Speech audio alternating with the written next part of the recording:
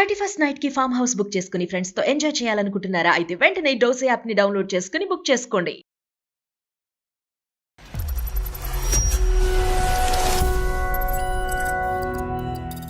పెళ్లి ముందు ఒక కండిషన్ పెట్టారండి. పెళ్లి అయిన తర్వాత వాళ్ళ ఇంటికి ఇల్లరికం రామన్నారండి. ఏదో బాగుందని చెప్పేసి మంచిగా అనుకున్నాను. ఈ లోపల ప్లాన్ రివర్స్ అయింది సార్. ఏంటో జాబ్ మానేమన్నారండి. మరి ఏం చేయమన్నారు? వంట జీవితం తోలుబొమ్మలాట అయింది. ఆమె వచ్చి మా ఇంటి దగ్గర 1 రోజులు ఉంది సార్. ఉన్న తర్వాత ఆమె మళ్ళీ రివర్స్ కేసు పెట్టింది సార్, డొమెస్టిక్ వైలెన్స్. వాళ్ళ డొమెస్టిక్ లో మీరు ఏం వైలెన్స్ చూపెట్టారు? లేడీస్ కి ఎలా జరుగుతా ఆ లేడీస్ పాయింట్ ఆఫ్ నేను ఎప్పుడు ఇంట్లో లేడీ కింద ఉన్నాను, జిందు కింద లేను అక్కడ. వాళ్ళు చూసి నవ్వుడు మళ్ళీ ఇది చూడరా ఎట్లా ఉన్నాడు ఆడింగ్ వాళ్ళగా. కాంప్రమైజ్ ఎందుకు అయ్యారు అసలు మీరు ఇల్లరికానికి? ఆ అందం చూసి పడిపోయింది సార్. ఆ అందము ఆ ఆస్తి అని చెప్పి ఒక కాలర్ ఎగరేసుకున్నప్పుడు కాలర్ దించుకోవాల్సి వచ్చింది. నేను చెప్పేది ఏంటంటే ప్రవీణ్ ఒక మంచి భర్త కాదు, ఒక మంచి పనోడు. ఇప్పుడు ఎక్కడున్నారండి మీరు? తిల్లైనా పుట్టిల్లైనా ఇది ఇక్కడే సార్. డైవర్స్ అప్లై చేసుకోవాలా? ఓకే చెప్తున్నావా లేదా? ఇంటికి రా, ఫస్ట్ ఇంటికి వచ్చి మాట్లాడు. నేను నీ ముందు నుండి మాట్లాడలేను. నేను ముందు మాట్లాడు. అందుకని నేను అందమైన జీవితం వాళ్ళకి మెయిల్ పెట్టినా. ఏం చేస్తారు వాళ్ళు? ఏం చేస్తారు? గిన్నెలు కడగాలి, మేము బయటకు వెళ్తాం, వంట చేయాలి, బట్టలు ఉతకాలి. మేడం అవన్నీ ఎవరికి చేస్తుంది మేడం? ఇంటికే కదా చేసేది, బయటకి అయితే చేస్తున్నారు. మీ పెళ్లిలో ఇతనికి ఏమన్నా మాప్ స్టిక్, చీపురు కట్ట ఇవేమైనా గిఫ్ట్ల కింద ఇచ్చారమ్మా ఇతనికి? అన్ని మీరు అంటున్నారు. మేము ఆడవాళ్ళం వెళ్ళి అత్తగారి ఇళ్లలో ఇన్ని పనులు చేస్తున్నాం. మరి మాకు అప్పుడు బరువు అనిపించదా? మేము చేస్తానేమా సార్? మెయిల్ పెట్టి నేను చచ్చిపోతాను అది అంటే మా చచ్చిపోయేటోడు పెళ్లి ఎందుకు చేసుకున్నాం? ఏదో కేసు పెట్టేవంట కదమ్మా. తను ఇంటికి వెళ్ళిపోయి నేను రాను దారిలోకి వస్తాడన్నా. అతను ఎందుకమ్మా కుక్క పిల్ల చైన్ వేసి కట్టేసావు ఇంట్లో? వెళ్ళిపోనివ్వరాదు, అతను డివోర్స్ కావాలనుకుంటున్నాడు. ఓకే, నువ్వు ఎలా అనుకుంటా? ఇప్పుడు ఎందుకు ఇస్తాను ఇక డైవర్స్? నేను మీ ఆడంతో చాలా మాట్లాడతా కష్టం. కాలు గేస్తే ఏం చేస్తారు, ఏం చేస్తే కాలు గేస్తారు.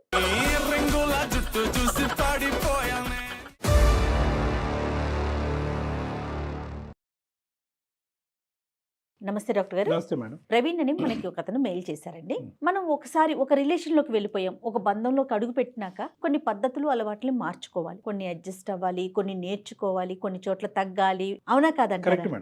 అప్పుడే కదా ఆ రిలేషన్ అనేది ముందుకెళ్తుంది. చాలా సందర్భాల్లో ఇవి లేకపోవడంతోనే డిస్టర్బెన్స్ అనేది మొదలవుతుంది. అలాంటి ఇష్యూతో ప్రవీణ్ మన దాకా వచ్చారండి. ఒకసారి మరి కాల్ చేయమంటే మాట్లాడతానండి. కాల్ చేసి హలో నమస్తే అండి, ప్రవీణ్ గారా మాట్లాడేది? అవునండి, నేను జయానండి, సుమన్ టీవీ అందమైన జీవితం ప్రోగ్రామ్ నుంచి కాల్ చేస్తున్నాను. నాతో పాటు డాక్టర్ కళ్యాణ్ చక్రవర్తి గారు ఉన్నారు, ఒకసారి మాట్లాడండి. నమస్తే సార్, బాగున్నారా సార్? బాగున్నాను సార్. ప్రవీణ్ గారు చెప్పండి సార్.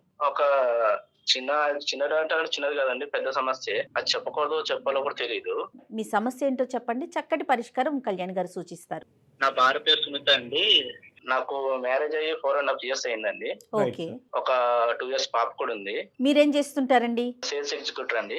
ఓకే. అరేంజ్డ్ మ్యారేజా లేకపోతే లవ్ మ్యారేజా మీది? అరేంజ్ మ్యారేజ్ అండి. తను ఏమన్నా చేస్తుందండి? వైఫ్ ఏమన్నా జాబ్ చేస్తుందా? ఏం లేదండి, హౌస్ వైఫ్. మా భార్య పెద్ద అండి, నేను ఇంటికి పెద్దలు ఉండండి. సార్ వాళ్ళకి పెళ్లి ముందు ఒక కండిషన్ పెట్టారండి. పెళ్లి అయిన తర్వాత వాళ్ళ ఇంటికి ఇల్లరికం రామన్నారండి. అంటే వాళ్ళు ఏమి కంపల్షన్ గా ఏం పెట్టలేదు కదా? లేదు సార్, నా ఇష్టమై కూడా వెళ్ళాను. వాళ్ళ కండిషన్స్ ఇల్లరికం ఒకటి, రెండోది జాబ్ మానేమన్నారండి. మరి ఏం చేయమన్నారు? వంట అది ఓన్ గా బిజినెస్ పెడతా అన్నారు. ఆ బిజినెస్ నేను చూసుకోవాలంటే 10 lakhs పెడతా అన్నారు. మేము వచ్చి 3 brothers అండి, నేను మధ్యలో ఉన్నాండి. ఫస్ట్ ఇల్లరికం అంటే మా వాళ్ళు ఒప్పుకోలేదు. Right sir. ఒప్పుకోపోతే నేను ఇళ్ళలో మా వాళ్ళు ఒప్పించాను. వాళ్ళ ఇంటికి వెళ్ళిన తర్వాత మొత్తం మొదలైంది సార్. అసలు కథ మొదలైంది అక్కడికి వెళ్ళాక. అవును సార్. అత్తరింటికి వచ్చినప్పుడు అచ్చట్లా సార్ ఫస్ట్ కొత్త కోడల్ని, అట్లనే నన్ను కూడా అలా చూసుకున్నారు సార్. అక్కడికి వెళ్ళినప్పుడు కొత్త అల్లుడు వచ్చిండు అని చెప్పేసి అంటే మర్యాదగానే మర్యాదగా చూసారు సార్. ఫస్ట్ 1 సంవత్సరం 2 సంవత్సరం బాగా నడిచింది సార్, ట్రావెలింగ్ అయింది. 1 or 2 years రెస్పెక్ట్ అయితే బానే ఉంది సార్. పోయి ఏదో బాగుందని చెప్పేసి మంచిగా అనుకున్నాను సార్. ఈ లోపల ప్లాన్ రివర్స్ అయింది సార్. ఏంటో వాళ్ళ ఇంటి పనులు నాకు చెప్తున్నారు సార్ అన్ని. ఏంటండి ఇంటి పనులా? అవును సార్. అదే నేను అన్నాను కదా ఇందాక, వంట పని అని అన్నాను. అంటే ఇంటి పని అంటే అన్ని సార్, అన్ని చెప్పకూడదు ఏం సార్. టాయిలెట్స్ కూడా శుభ్రం చేపిస్తున్నారు. లేడీస్ బట్టలు కూడా వేసి నన్ను ఉచ్చుకుంటే ఎట్లా సార్? నాకు మీరు రిజైన్ చేస్తారా అన్నమాట నిలబెట్టుకోవటం గురించి? ఏం చేస్తాం సార్ మరి? ఇంకా బయట మార్కెట్ కి వెళ్ళగానే ఒక రేట్ బట్టి ఏమంటారు సార్, ఎక్కువ పెట్టాలంటే ఎక్కువ ఎందుకు పెట్టావు నువ్వు, అదేండి, ఆ రూపాయి ఏమైంది అని అడుగుతారు సార్. జీవితం తోలుబొమ్మలాట అయింది. మీ మిస్సెస్ వాళ్ళు ఎంతమంది అండి? అమ్మాయి ఒక్కతేనా? లేదు సార్, ఆమెకు ఒక చెల్లెలు ఉంది. ఆమెకి చెల్లెలు ఉంది. అమ్మాయికి పెళ్ళయిందా? చెల్లెలు పెళ్లి కూడా నేనే చేయాలండి. అతను కూడా ఇల్లరికమే తెచ్చుకుంటారా? అది తెలియదండి, పోయి బాయిలో కప్ప కింద అయిపోయాను. Too late. అయినా కానీ 1 or 2 years బాగున్న వాళ్ళు సడన్ గా 2 years తర్వాత అలా మారటానికి కారణం ఏంటి? నాకు అర్థం కాక కదా సార్, మీకు మెయిల్ పెట్టాలొద్దా ఏమన్నా మీ పాయింట్ ఆఫ్ వ్యూలో మీ సైడ్ నుంచి ఏమైనా ఫాల్ట్ ఉందా? ఇప్పుడు అనుకుంటున్నాను సార్, ఎందుకు వచ్చానా ఇల్లరికి వాళ్ళ కింద అని. ఇప్పుడు బాధపడుతున్నారు మీరు ఎందుకు ఎదిరించట్లేదు? మీరు ఎందుకు దేనికి అంత భయపడుతున్నారు? పాప ఉంది కదా సార్, 2 years పాప ఉంది. ఆ పాపను వదిలి ఎలాగెళ్ళమంటారు సార్? మీరు ఎదిరిస్తే కనుక పాపను వాళ్ళు తీసుకుని మిమ్మల్ని బయటకు నెట్టేస్తారని భయం మీకు? అది కూడా మాకు జరుగుతున్నాయి సార్. ఇప్పుడు వాళ్ళు షాపింగ్కి వెళ్ళారు మేడం, వంటే నేనే చేసి పెట్టాలి మేడం. ఇంకోటి వాళ్ళ షాపింగ్ కాకుండా పక్కింటి వాళ్ళు ఎదురింటి వాళ్ళు షాపింగ్ కూడా వీళ్ళు మళ్ళీ తోడు వెళ్తారు మేడం. దానికి మళ్ళీ నన్నే అంటే ఏంటి, ఈ ఇంట్లో వంట కాకుండా మళ్ళీ పక్కింట్లో వంట కూడా నన్నే చేయమంటారు మేడం. ఇప్పుడు మాకు అర్థం కానటువంటిది ఏంటంటే, ఓకే పెళ్లికి ముందు చాలా తక్కువ మంది కాంప్రమైజ్ అయ్యేటటువంటి పరిస్థితి కాకుండా మీరు కాంప్రమైజ్ అయ్యారు. పెళ్ళయిన తర్వాత మరీ ఇంత దారుణంగా ప్రవర్తిస్తే ఎందుకు కాంప్రమైజ్ అయ్యారంటే కనుక నేను కన్నటువంటి బిడ్డ నాకు కాకుండా పోతుందేమని భయపడుతున్నాను అని అన్నారు. కానీ ఎంత బిడ్డ ఉన్నా ఎంత పెళ్లి చేసుకున్నా మీ వంటే కాకుండా పక్కింటోళ్ళు వంట, వాళ్ళు శారీ షాపింగ్ వెళ్తే మీరు ఇచ్చేయటం, ఎందుకు ఇంత కాంప్రమైజ్ అవుతున్నారు? అంటే మరీ ఇంత స్టెప్ డౌన్ అవ్వాలా మీరు? రేపొద్దున మీరు ఏదైనా ఒక నిర్ణయం తీసుకుని బయటకు అడిగేస్తే కనుక మీరు ఎంత సమాధానం చెప్పుకోవాలి సమాజానికి అనేది నాకు తెలియదు, కానీ వాళ్ళు చాలా సమాధానం చెప్పుకోవాలి.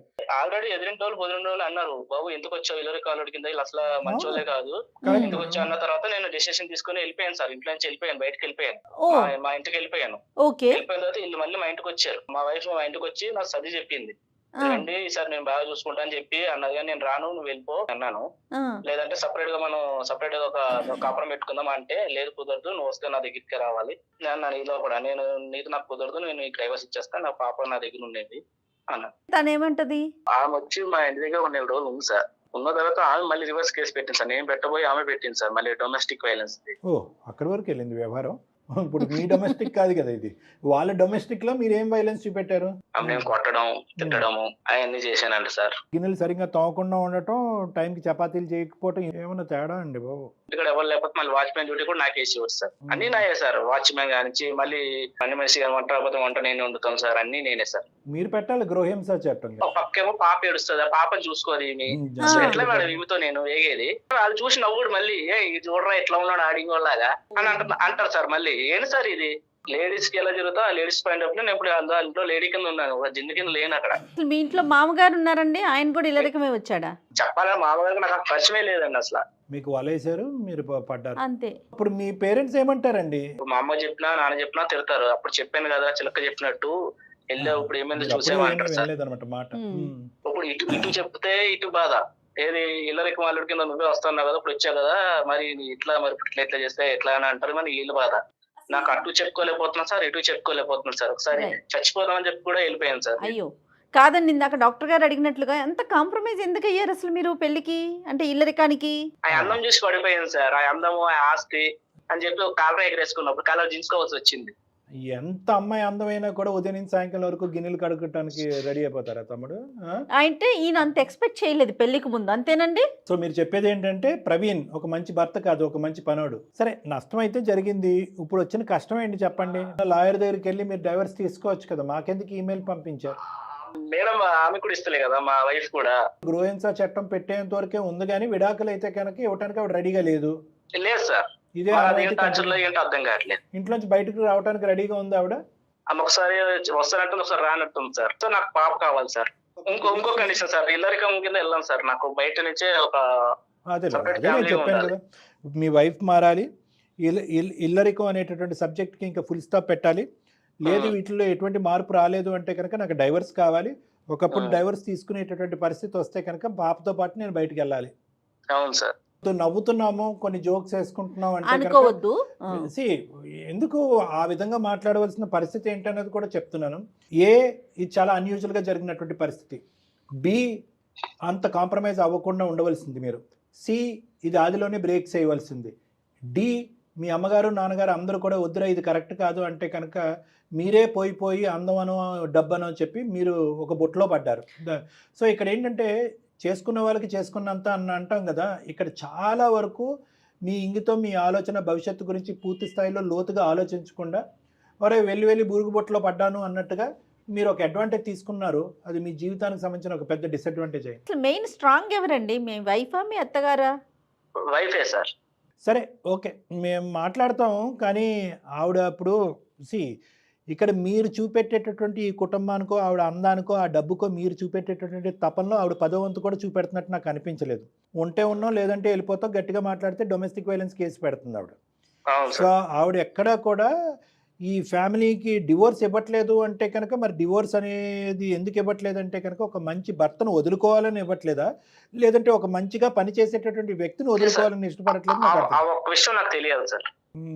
సరే ఇప్పుడు మీరు కలపండి, అంటే నవ్వాలో ఎడవాలో తెలియనటువంటి సమస్య ఇది. అయినా కానీ హెల్ప్ చేయడానికి మేమైతే ప్రయత్నం చేస్తాం, ఎందుకంటే దీనికంటే చాలా సీరియస్ మ్యాటర్స్ ఉన్నాయి.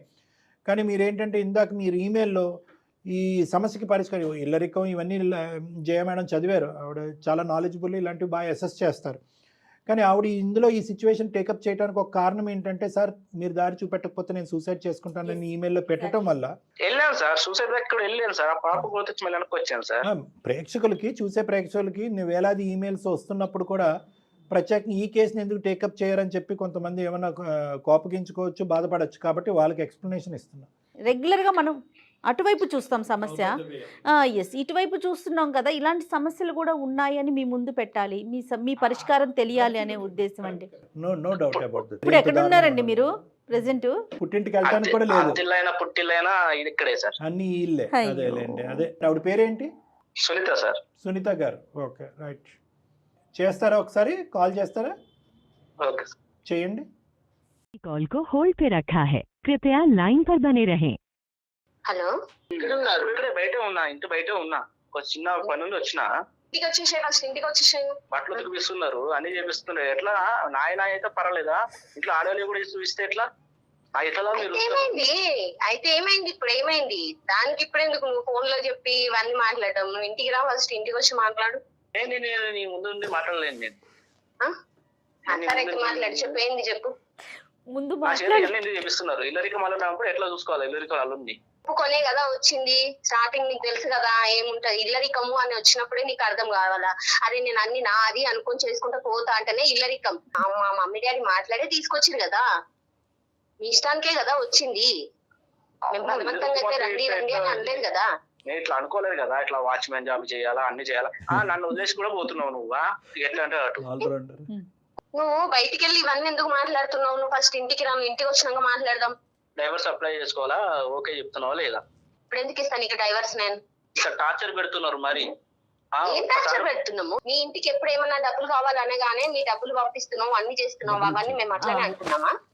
ఓహో, నీ ఇష్టం ఉన్నంతప్పుడు డబ్బులు తీసుకుపోయి ఇస్తున్నావు కదా. 10 లక్షల వరకు అయింది ఇప్పటి వరకు. మరి ఆ డబ్బులు ఇచ్చి మాట్లాడుతున్నావు కదా. నువ్వు ఇప్పుడు మాట్లాడుతున్నావు కాబట్టి నేను ఇప్పుడు మాట్లాడుతున్నాను. అందుకని అందమైన జీవితం వాళ్ళకి మేలు పెట్టినా. అయితే వాళ్ళు ఏం చేస్తారు? అందమైన జీవితం వాళ్ళు మేలు చేస్తారు. ఏం చేస్తారు వాళ్ళు? ఏం చేస్తారు? అమ్మా సునీత నమస్తే అమ్మా. మేమేమీ చెయ్యలేము, కానీ ఎవరికో ఒకరికి ఒక సమస్యను చెప్పుకోవాలి కదా. అందులో భాగంగా సుమన్ టీవీ అందమైన జీవితం అనే ప్రోగ్రామ్కి ఒక మెయిల్ చేశాడమ్మా. ఆయన సమస్యకి పరిష్కారం కోసం నేను, నాతో పాటు డాక్టర్ కళ్యాణ్ చక్రవర్తి గారు ఉన్నారు. ఏమనుకోవద్దు, మీ కన్వర్జేషన్ మొత్తం మేము వింటూ ఉన్నాము. దానికి మాత్రం ఎక్స్ట్రీమ్లీ సారీ. కానీ మా దాంట్లో మీరు ఇన్వాల్వ్ కావడం అయితే మాకు ఇష్టం లేదు. తనకి ఏం తెలియకుండా అయితే రాలే కదా మేడం. మీ వరకు వచ్చి మెయిల్ ఇవ్వడము, మీకు చెప్పుకోవడము, చెయ్యడం అనేది 2 years పాప ఉన్నాక ఇప్పుడు వచ్చి మీకు మెయిల్ పెట్టి నేను అది చేయాలి ఇది చేయాలంటే అంటే సమస్య ఇప్పుడే తీవ్రమైంది కదా తల్లి. మీ అందాన్ని చూసి అతను పాపం మోహించి మిమ్మల్ని పెళ్లి చేసుకున్నాడు. సమస్య అనేది మరి ఇప్పుడు పెరిగింది, ఏం చేస్తారు? అందుకని ఒక సొల్యూషన్ కోసం ఏం చేయాలో పరిష్కారం దొరక్క, ఇంకొక విషయం చెప్పనా తల్లి, అతను చనిపోతానని చెప్పి మరి మెయిల్లో పెట్టాడు. అందుకని నేను డాక్టర్ గారు ముందుంచాను. ఒకసారి డాక్టర్ గారితో మాట్లాడతావా? ఏమనుకోకపోతే సునీత గారు ప్లీజ్. మీరు చెప్పినటువంటి 2 అంశాలు చాలా చక్కటి అంశాలమ్మా. ఒకటేంటంటే ఒప్పందం అనేది ముందే అయింది కదా. ఇప్పటి వరకు అన్ని పనులు చేసి ఏమీ కంప్లైంట్ చేయనటువంటి ఒక వ్యక్తి సడన్గా నేను చచ్చిపోతాను అని చెప్పి మీకు ఈమెయిల్ పంపించడం ఏంటి? ఏదన్నా ఉంటే కనుక 4 గోళ్ల మధ్యన మేము చూసుకుంటాం కదా, మధ్యలో మీరెవరు అని అంటున్నారు. అంతవరకు చాలా చక్కగా మాట్లాడారు. అందులో ఎటువంటి అమ్మా మీ వరకు మీకు అంటే నేను మీ వారిని అడగట్లేదు సునీత, ఎవరిని అడగట్లేదు. మీ వరకు మీ స్నేహితులు కానీ మీ బంధువులు కానీ మీ దగ్గర చుట్టాల్లో కానీ ఈ పరిస్థితిని ఎక్కడన్నా చూసారా? ఎన్ని ఇళ్లల్లో ముందస్తు ఒప్పంద ప్రకారము ఇల్లరికం వచ్చేటటువంటి మగవాళ్ళు మీ కుటుంబ సభ్యులు మీ ఇరుగు పొరుగులో తెలిసినటువంటి ఒక 10-12 కుటుంబాల్లో ఎంతవరకు ఉంది? ఎంతమంది ముందుగానే అగ్రిమెంట్ తీసుకుని అలా ముందుకు వచ్చారు? ఎంతమంది ఒకప్పుడు అలాంటి వాళ్ళు ఉంటే కనుక ఆ తూచా తప్పకుండా అటువంటి అగ్రిమెంట్ ఫాలో అయ్యేటటువంటి మగవాళ్ళు ఎంతమంది? నీ వరకు ఇది విచిత్రంగా అనిపించట్లేదా? అదొకటి నేను అడుగుతున్నా. నేను బయట ఇంటికి పోయి చేయాలని నేను అనుకోలేదు. ఇల్లరికం అల్లుడు అయితే చేసుకుంటావా, మరి ఇంటికే తెచ్చుకుంటాం, ఇక్కడ ఉండవు అంటే నేను ఓకే ఒప్పుకున్నాను సార్. గిన్నెలు కడగాలి, మేము బయటకు వెళ్తాం, వంట చేయాలి, బట్టలు ఉతకాలి. మేడం అవన్నీ ఎవరికి చేస్తుంది మేడం? ఎవరికి చేస్తుంది? ఇంటికే కదా చేసేది, బయటకైతే చేస్తున్నారు. మీ పెళ్లిలో ఇతనికి ఏమన్నా మాప్ స్టిక్, చీపురు కట్ట ఇవేమైనా గిఫ్ట్ల కింద ఇచ్చారమ్మా ఇతనికి? మనకే అంటే కనుక ఆ మనంలో మీరు అందరూ ఉన్నారు, కానీ నీ భాగం ఎంతమ్మా? ఓకే, మగాళ్ళు చేయాలి, ఉద్యోగం లెక్క ప్రకారం ఉద్యోగం మాన్పించారు. అతను ఏమొచ్చి తల గంగిరెద్దులాగా తల ఊపాడు అతను. ఓకే, ఉద్యోగం మాన్పించారు. అప్పుడు ఊపిన తల ఇప్పటికేమైంది సార్? మరి అప్పుడు ఊపింది కదా, వచ్చింది మీ దగ్గరికి. ఊపిస్తారని అతను ఎక్కడ అనుకున్నాడు? కలగన్నాడు అతను ఏమన్నాని? ఇల్లరికం వెళ్ళేటటువంటి మగవాళ్ళకి మేమేమి వ్యతిరేకం కాదు, వాళ్ళందరినీ మేమేమి కామెడీ చేయట్లేదు ఇక్కడ. కానీ ఏదో ఒప్పుకున్నాడు కదా అని చెప్పి మొత్తం ఆ ఎజెండా అంతా అతనికి అప్పచెప్పేసి మీరు సినిమాలకి షికార్లు షాపింగ్లకి తిరుగుతూ అన్ని మీరు అంటున్నారు. మేము ఆడవాళ్ళం వెళ్ళి అత్తగారి ఇళ్లలో ఇన్ని పనులు చేస్తున్నాం, మరి మాకు అప్పుడు బరువు అనిపించదా? మేము చేస్తామేమా సార్? మొత్తం చరిత్రనే తిరిగి రాసేటట్టున్నాను. కాదమ్మా, ఆనవాయితీ సాంప్రదాయం చెప్తున్నానమ్మా. సహజంగా మీ ఇంట్లో పరిస్థితి ఏంటి? మీ నాన్నగారు చేస్తారా చెప్పండి? మీ నాన్నగారు మా నాన్నగారు మా అమ్మకి ఎప్పటి నుండో చేస్తున్నారు. మా నాన్న ఇప్పుడు అట్లా వెళ్ళలేదే. ఎప్పుడు ఎక్కడ ఎట్లా ఉండాలో అట్లా ఉంటాడు. అట్లా చేసుకుంటేనే జీవితంలో ఇప్పటి వరకు మా పిల్లలు మమ్మల్ని పెంచి పెళ్లి మేలు పెట్టి నేను చచ్చిపోతాను అది అంటే మా చచ్చిపెట్టాడు పెళ్లి ఎందుకు చేసుకున్నావు? చచ్చిపెట్టాడు పెళ్లి ఎందుకు చేసుకున్నావు? పంచాయతీ పెళ్లి ఎందుకు చేసుకున్నావు? ఇది పద్ధతి కాదమ్మా, ఇది అస్సలు పద్ధతి కాదు. డబ్బులు కావాలంటే అన్ని డబ్బులు పంపిస్తూనే ఉంటాం, మరి అప్పుడు అది ఎందుకు చెప్పలేదు? మా అవసరాలు అన్ని తీరుస్తున్నారు, మా మమ్మీ వాళ్ళని ఇట్లా చూసుకుంటున్నారు అని ఎందుకు చెప్తలేడు? మేము ఇంకా పని చేసిందే చెప్తున్నాడు. డబ్బులు విషయం చెప్తాను. ఇప్పుడు అందం అతని బలహీనత, మీ ఆస్తి పాస్తులు అతని బలహీనత, ఉద్యోగం కూడా వదులుకుని మీరు ఏదో పొడుస్తారని చెప్పి ఇక్కడికి వచ్చాడు. ఇప్పుడు మీరు అందరు కలిపి తాట తీస్తున్నారు. పెట్టారట కదండి, ఏదో కేసు పెట్టావంట కదమ్మా. ఇంటికి వెళ్ళిపోయి నేను రాను దారిలోకి వస్తాడన్నా కాదు, సరిగ్గా పనులు చేయట్లేదని కేసు పెట్టా. కొద్దిగా మానవత్వంతో కొద్దిగా ఇంగితంతో మాట్లాడు. నువ్వు ఏదో మీ నాన్న చేసేటటువంటిదే ప్రపంచంలో అందరు మగాళ్ళు చేస్తారనే ఆలోచనలో నువ్వు పెరిగి పెద్దదాని అయినట్టున్నావు. అది ఒక సాంప్రదాయం, ఒక పద్ధతిగా నువ్వు అనుకుంటున్నావు. ఇందాక నువ్వు ఒక 12 కుటుంబాల్లో తీసుకురా అమ్మా, ఆ కుటుంబాల్లో ఎక్కడన్నా మగాళ్ళు ఇలా చేస్తే నాకు చూపెట్టు అంటే కనుక మీ ఇంట్లోనే ఉన్నాడుగా పెద్ద మగాడు మీ నాన్నగారు. అతన్ని చూపెట్టేసి నువ్వు సమాజం మొత్తం అంతా ఇలాగే ఉంది అమ్మా. దేనికన్నా ఒక లిమిట్ అని. ఒక నిమిషం, 2 నిమిషాలు నేను మాట్లాడతాను, 2 నిమిషాలు నేను మాట్లాడతాను, తర్వాత నీ ఇష్టం. పెళ్లికి ముందే అన్నీ చెప్పామంటే కనుక నిజంగా ఈరోజు మీరు అన్నీ చెప్పుంటే ఇన్ని గంటల పాటు వంటగదిలో గిన్నెలు కడగాలి, వంట నువ్వే చేయాలి, బట్టలు నువ్వే ఉతకాలి, నీవే కాకుండా మావు కూడా ఉతకాలి అన్నీ చెప్పుంటే, అయినా కానీ ప్రవీణ్ నీ జీవితంలో ఒక ఎంటర్ అయ్యి ఉంటే కనుక ఈరోజు నీ ఫోన్ కాల్ వెంటనే కట్ చేస్తాం. ప్రవీణ్కి మేము దండం పెట్టి నీ దారి నువ్వు చూసుకోవయ్యా అని అంటాం. నిజంగా ఈ లిస్ట్ అంతా మీరు చెప్పారా? మరి పెళ్ళైన 4 సంవత్సరాల్లో ఎన్ని సందర్భాల్లో మీరు వంటగదిలోకి వెళ్ళారు? ఎన్ని సందర్భాల్లో గిన్నెలు కడిగారు? జీవితం సర్వనాశనం అయిపోతుందమ్మా. ఈరోజు ఇప్పుడు అతని అడ్వాంటేజ్, అతని స్వార్థం గురించి ఖచ్చితంగా ఎంటర్ అయ్యాడు. దానికి ఇతను ఈరోజు తలబాదుకుంటున్నాడు, సిగ్గుపడుతున్నాడు. డబ్బుల గురించి వచ్చాడు, అందం గురించి వచ్చాడు, ఎన్నో అవరోధాలు వచ్చినాయి. తల్లిదండ్రులు ఆపారు, స్నేహితులు ఆపారు. ఎవరికి ఇప్పుడు అతను దిక్కుతోచినటువంటి పరిస్థితి. మా వరకు ఎందుకు ఈమెయిల్ పంపించాడంటే కనుక తలెత్తుకుని సిగ్గుతో ఎవరితో చెప్పుకోలేనటువంటి పరిస్థితి అతను. అందం గురించి కూడా ఆగేలే కానీ డబ్బులు కూడా పట్టుకెళ్ళేవంట కదయ్యా. జీతం అనుకున్నావా ఇంట్లో చేసే పనికి?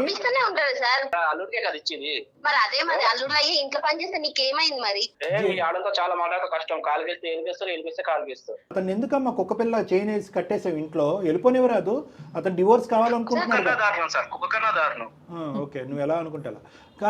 ఏం చేద్దాం అమ్మా? నేనైతే విడాకులు ఇవ్వను సార్, ఎందుకంటే నాకు ఎలాంటి భర్త కావాలనుకున్నానో అలాంటి భర్త వచ్చింది. ఎట్లా అంటే మా మమ్మీ మా డాడీని ఎట్లా చూసిందో నేను ఆయన అట్లనే చూస్తున్నా.